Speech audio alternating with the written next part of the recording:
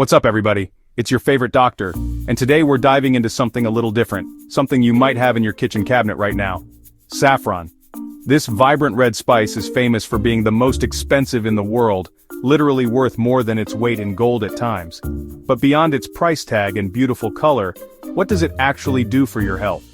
Is it just a fancy food coloring, or does it pack a real medicinal punch? Welcome to Activity Opinion, where we break down the science behind everyday health topics. Today we're going to explore the evidence, separating the real benefits from the potential risks. You see it used in fancy paella dishes or delicate teas, but the claims around saffron go way beyond the culinary. I've seen everything from mood enhancement, memory support to even cancer-fighting properties being discussed online. But as a doctor, I know it's crucial to look at what the research actually says. Let's get into it. First up on the list of pros is saffron's incredible antioxidant profile. Now, you hear the word antioxidant thrown around a lot, but what does it actually mean? Essentially, our bodies are constantly dealing with oxidative stress from unstable molecules called free radicals. Think of it like rust on a car. It causes damage over time. Antioxidants are the heroes that come in and neutralize these free radicals, protecting our cells from this damage. Saffron is packed with several unique and powerful plant compounds that act as antioxidants, and the main players are crocin, crocin, and saffronol.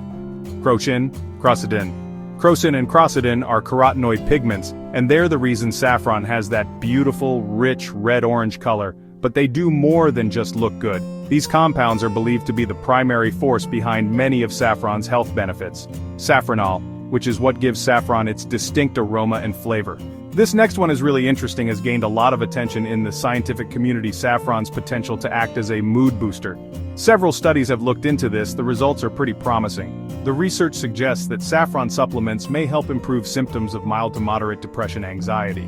Some studies have even found it to be as effective as certain conventional antidepressant medications, which is a significant finding.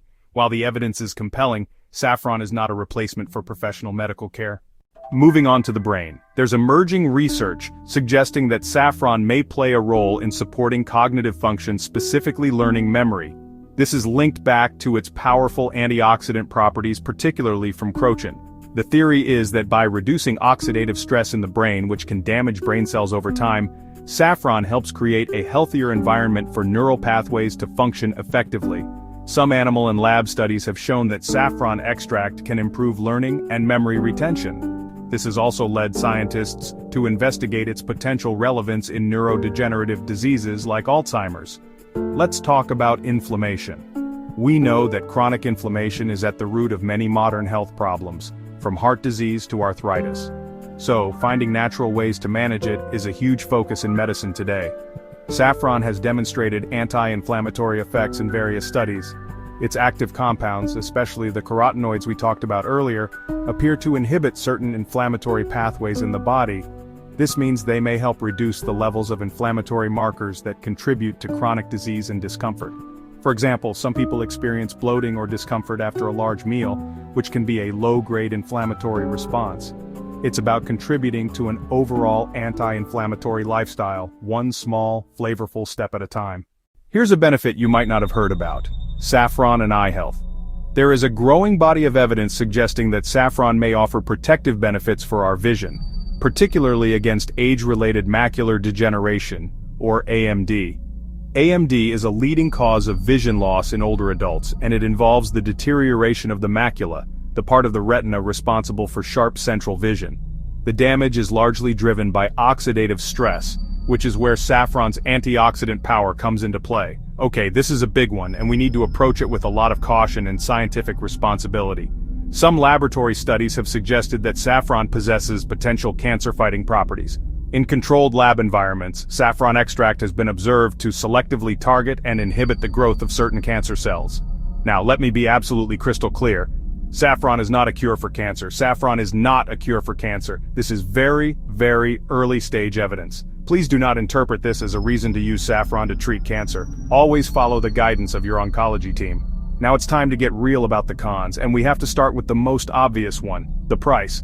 Saffron is, by a huge margin, one of the most expensive spices on the planet.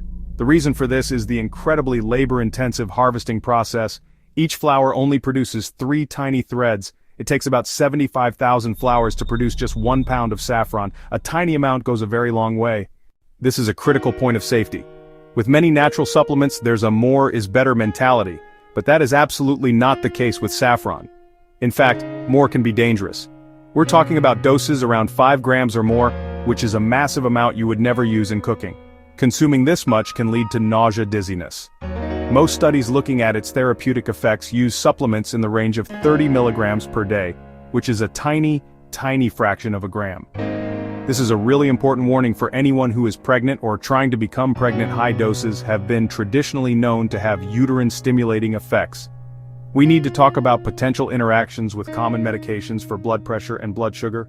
Monitor your levels closely, and consult with your clinician before making saffron a regular part of your routine. So there you have it, the complete breakdown of saffron. The science points to some genuinely exciting potential benefits, but we also have to be realistic and responsible. The cons are just as important as the pros. Like any potent substance, knowledge and moderation are key. Ultimately, the decision is yours. Now you can make an informed one. What are your thoughts on saffron? Let me know down in the comments. Stay happy and healthy. I'll see you in the next video.